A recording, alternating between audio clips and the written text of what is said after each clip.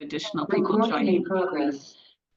But I want to respect your time. So thank you so much for joining our first CEO conversation of 2025. I can't believe that we're already halfway I told through you I March. can't talk. He gonna call you, Z. I'm Ann Gage, the CEO here at Family Wise, and I'm happy to have the chance to share news and updates with you.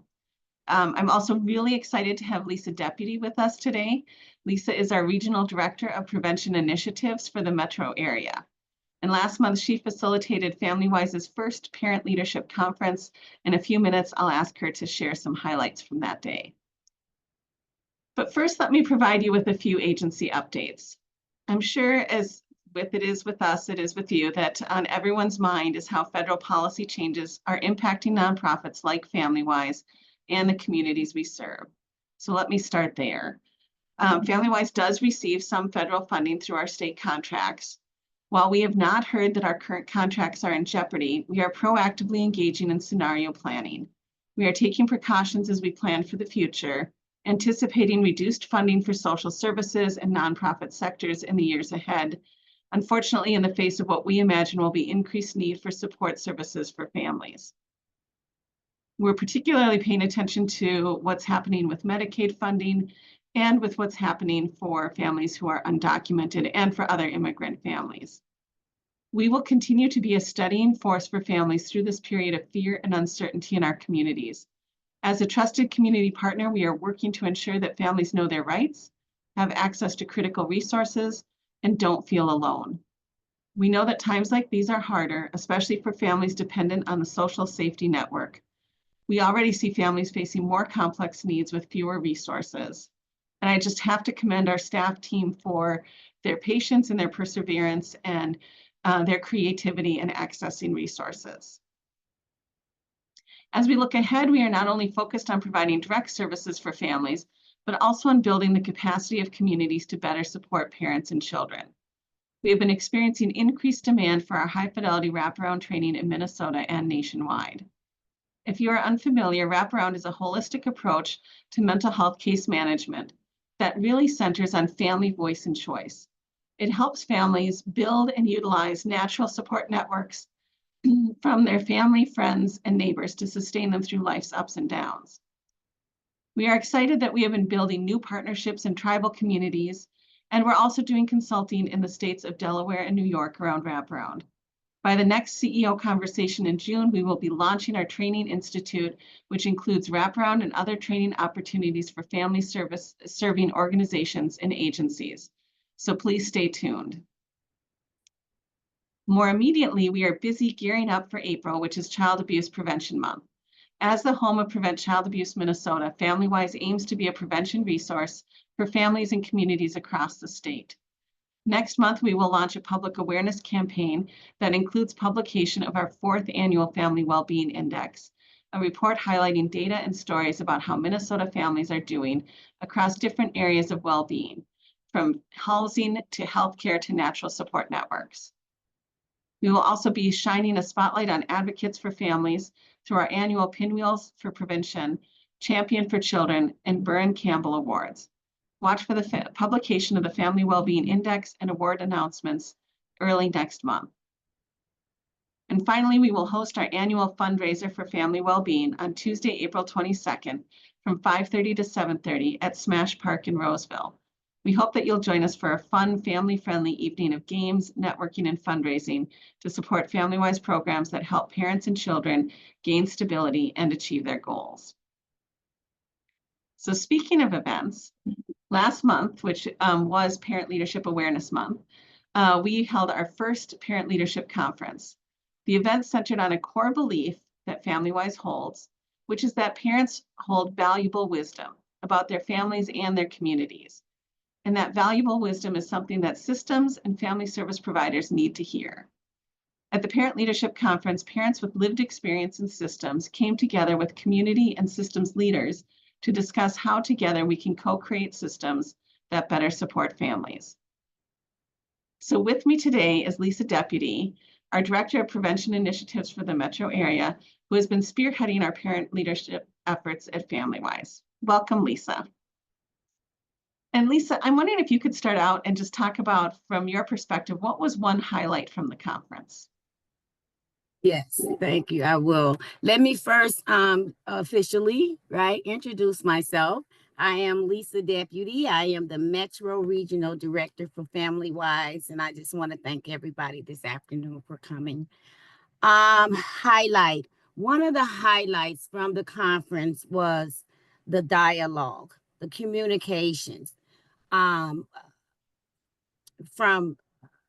surveys of participants, they really enjoyed being able to communicate and have that open dialogue with parents and system leaders. Mm. And the trust. Right? A lot of times, parents with lived experience, they are not as trusting, right, to share their stories or to open up about how they have been impacted by systems, and trust on the side of systems as well. So system leaders being open and honest, and with the parents, and saying, hey, yeah, all the times we don't get it right, and that's why we need your voices, right, to help us, right, to make it better for all families. So that was a highlight for me.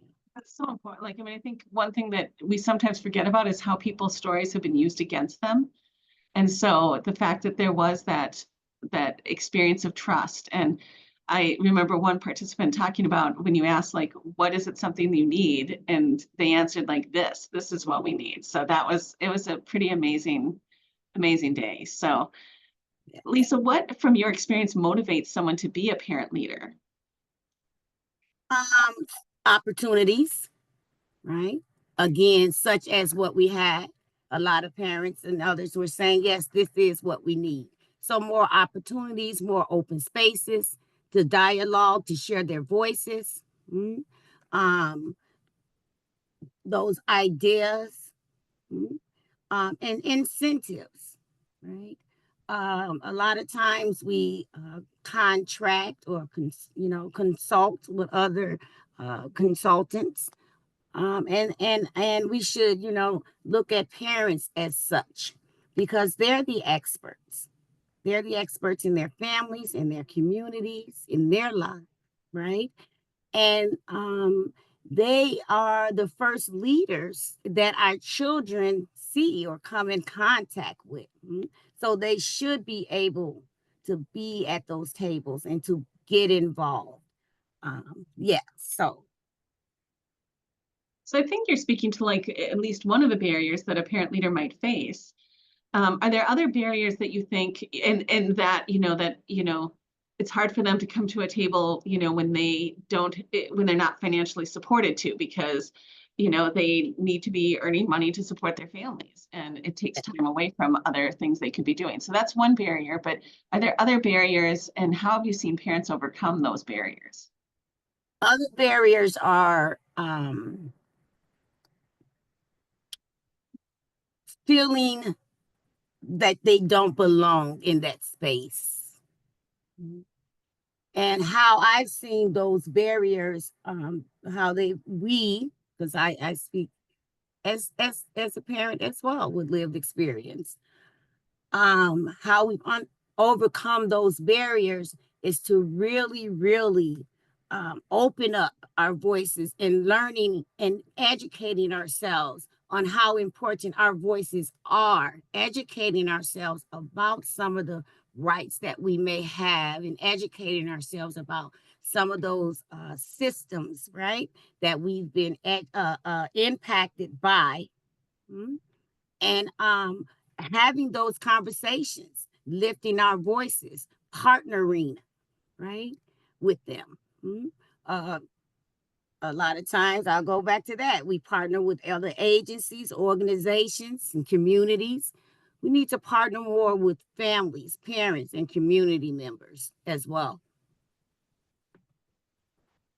That's a really good point. Like, I think sometimes you don't even think about, like, you know, how uncomfortable being at those tables can be, like how sometimes the language we use is really distancing, or we use a lot of jargon that people don't understand, or even things like, you know, the format of how a meeting operates, like Robert's Rules of Order, how that can make it really unwelcoming to a parent. Is that some of the things, like, are those some of the things that prevent parents from wanting to be involved?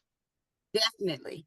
Yeah, definitely. And that's why I was saying, educating themselves about some of those things so they can, what I'm saying, want to get involved. And system leaders and committees and work groups, they also have to understand from a parent's perspective also, because that's a culture within itself. Mhm. When we talk with those jargons. The first committee meeting I went to, and I heard the word chips, and the first thing I think of is chips is, of course, potato chips. You know what I mean? But Can I have of course, salsa with that? exactly. But of course, I learned that is children in need of protective services. So, knowing some of those nuances of what a parent may have to um, um, go through a sacrifice just to be involved. We do a really we do like an activity, right? That really shows that, gives a visual of that, and we call it our balloon activity, right? And it just gives a visual of the challenges that a parent may have to go through, and how much they may have to hold, just to be involved, and or may not be able to get in. So, Lisa, when at the meeting, when we did talk about, or at the conference, when we talked about kind of that co-creating, what ideas did you hear from parents and systems leaders, that are opportunities for creating more supportive systems for families? more spaces more spaces to make that happen. Mhm. um Yeah, that's what I've been hearing the most. We need more spaces like this. We need more um, um, uh, coming together of the community members and those system leaders that may work within the system and or the community in which, right, that parent and or community member may live in, because oftentimes you might work in a community but you may not necessarily live in that community, right? And so to get in understanding those, co-design, co-creating, those meetings must happen. So we need more opportunities for those kind of meetings to happen. We need, and just across all multidisciplinary sectors. Mm, So, yes. So making sure parents are invited to the table, that there's space at the table, but also I think you're even speaking a little bit about, like, what are the spaces? Because this was a space where parents and systems leaders came together, and systems leaders were really prepared to hear, like, what parents have to say, which I'm not sure always is happening if you're just inviting parents to an already existing sort of structure. Does that resonate? Is that true? Yes, that's so very true. It is so very true. And when you are inviting them to those already structured work groups, committees, and such, not just, how can I say it, not just as an invite, or just to say yes, we have parent involvement, but parents actually in the decision making process, making those decisions together. That is why that's the definition of co-design and co-creating, transforming systems that work for parents, all families, and not just some. And only way you will know that or learn that is to hear from those community members, right? We talk about town hall, town halls and such, right? Getting the communities together to hear their voices, right? We need more of those ideas and more of those programs that are designed and focused on that co-creating and co-designing aspect. Yeah, so then Lisa, for parents that want to get more involved in advocating for themselves, their families, or other families in the community, what are some first steps you would recommend? I recommend getting involved, knowing who represents them in their community, right? The legislators and such, right, in their communities. I recommend getting involved in different committees, work groups, that impact them and or their families, right? I recommend them getting involved in civic work if that interests them. Mhm. Some of those things that go on down at the Capitol and such. Just get started. Some nonprofit agencies, you can get aligned with, right? And so, yes, that is focus groups. That is a great way for parents to get involved that may be, how can I say, uh, just getting started or just starting to get involved and don't have a lot of experience. Focus groups are a good place, a good starting point for parents. I feel like I heard from parents too, like also a desire to like get involved as like parent mentors or to support others who are now going through what you've been through, or taking on a role like we have here at Family Wise of a family support partner. Is that something else that is another way for parents to get involved? Um, it generally feels more comfortable. You generally would trust more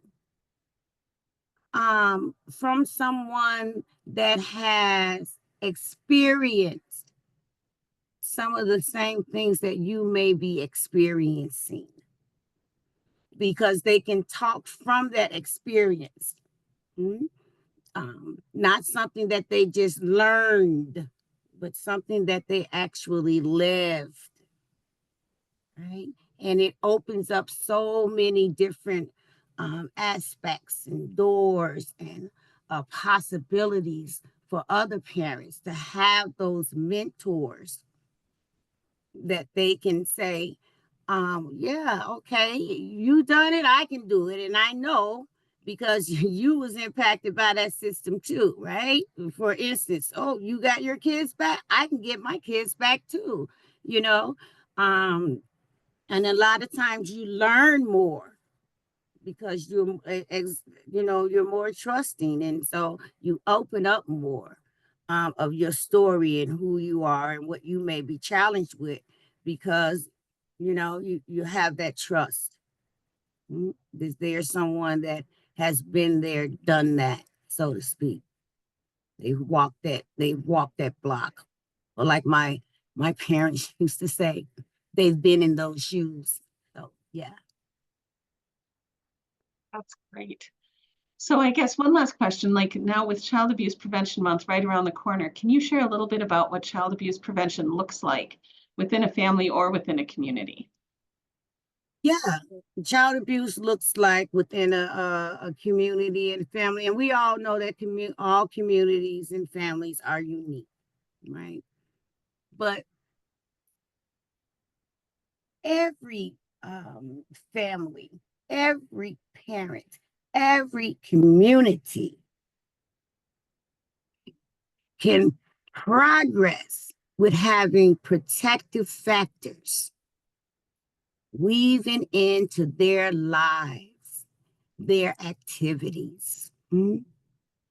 Those protective factors around parental resilience, those protective factors around those social connections, right? Everybody needs somebody, right? And also those resources that helps their families and their communities to thrive. We want our children to thrive and not just survive. And so when we talk about resilience, it is not just about the bounce back. Right? It is not just about pulling yourselves up by your bootstraps. There's a lot of children don't have bootstraps. So it is about putting those equitable resources within families' lives and within their communities, right? That are, the culturally, sensitive and, culturally aware of, you know what I mean? In those family lives, in their communities to help them thrive. So education, health care, right? Libraries, right? You be so surprised in some communities how dry they are, right? With not certain resources in those communities to help them thrive. Thank you, Lisa. This was such an amazing conversation. I hope that you will join me again. I think that you bring a wisdom that I learn from every time I talk with you. And I think we hope to continue to grow our efforts around parent leadership. And I'm so excited that Lisa brings that expertise and that just amazing gifts around that. So if these kinds of conversations around prevention are of particular interest to you, in May, we'll be hosting our annual Growing Resilient Communities gathering for prevention partners across the state. More information will be coming soon, so if you are not already signed up for our e-newsletter, I encourage you to sign up on our website. So that's what I have to share today. I really want to thank Lisa for her time and her wisdom and her expertise and all of the work that she does, and our parents for sharing their lives and their wisdom. I want to thank you all so much for joining us. And I think we have just a couple minutes left if there are any questions before we totally wrap up for the day. Does anyone have any? Oh, yeah. I just want to say, yes, I just want to say thank you as well for lending me your ear. Any questions or comments from anyone?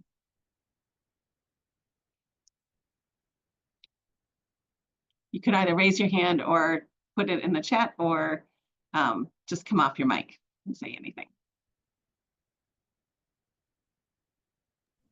I just want to comment and share how much I appreciated your perspective, Lisa. So thank you.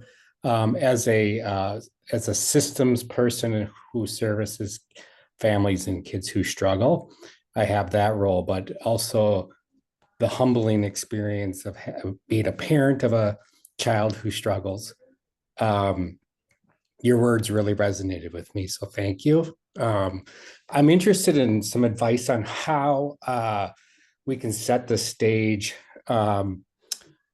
for us as systems people to be able to convey that trust, with the trust of that you can speak your truth and wisdom to the situation from a family perspective, but also the truth of our situation as systems and the limitations of our systems with the reduction of resources and how we struggle. I think sometimes service providers and people are afraid to expose themselves in that way, that they don't have the answers or solutions to problems that are brought forward. And I think there's power of us being able to trust families with that information as well. And how can we set that stage so that we can have that honest conversation? Because I think that's where some of the jargon isolates us from that, also pushes that away where we can distance ourselves from the problems and not expose that fact that we don't have the answers. So I'm wondering, how can we get that dialogue to happen on an authentic way. Great question, Yes, Lisa. I bet you have thoughts. yes, yep. You basically answered it. And it is speaking that truth, right? Saying that, you're missing the mark, or we're not getting it right. You know what I mean? Or we don't have the funds right now. What can we do? Right? Expose yourself. That's how you gain the trust of parents, because they're being exposed to you involuntarily most of the times. And so that is one way that you can gain that trust, and begin to start some of those honest, right, and meaningful, conversations and dialogue. And similarities, has always opened up, right, for honest communication, right? It's Tell a little bit about yourself, right? I always say that to system leaders or such. All right, you don't have to tell them, I say it like this, the dirty, but we are more alike than actually, we're 98% more alike than we are different. You're a parent. That's one similarity right there. So that's something that you can relate to, as a parent.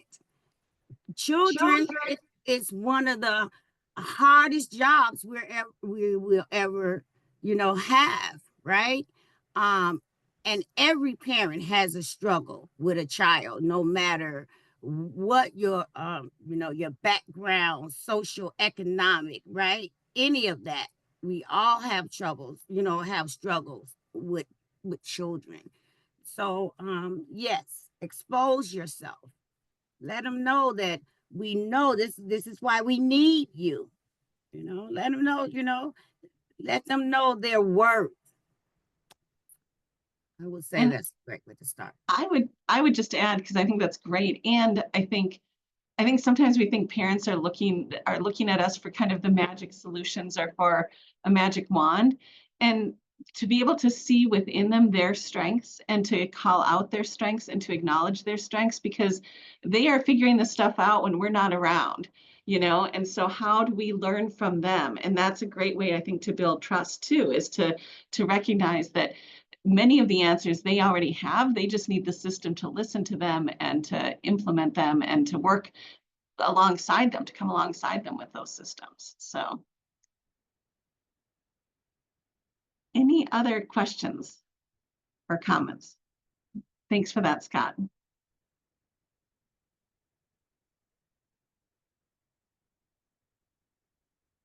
If not, I know that we're at our time. And again, I just want to thank everyone for coming today, and thank you for this rich conversation. And we hope to see you again in the future, and know that we're here if you have questions or if things come up in the meantime. And hopefully we'll see you all on April 22nd. So have a great afternoon.